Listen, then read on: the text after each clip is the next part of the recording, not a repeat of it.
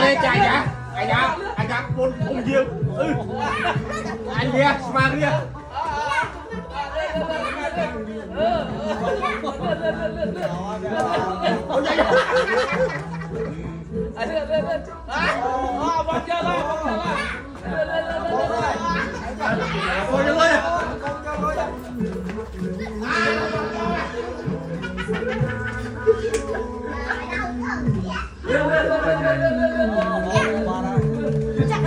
Phanh à vợ phanh.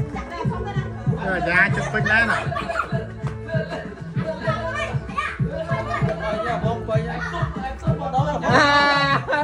Một phanh ơi.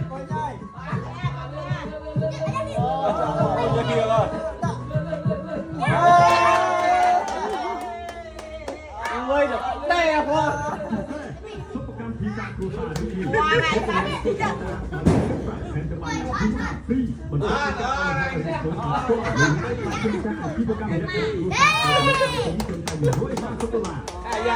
Dạ, khai mai lại tập viên bày chế em bày chế ra kì. Hả?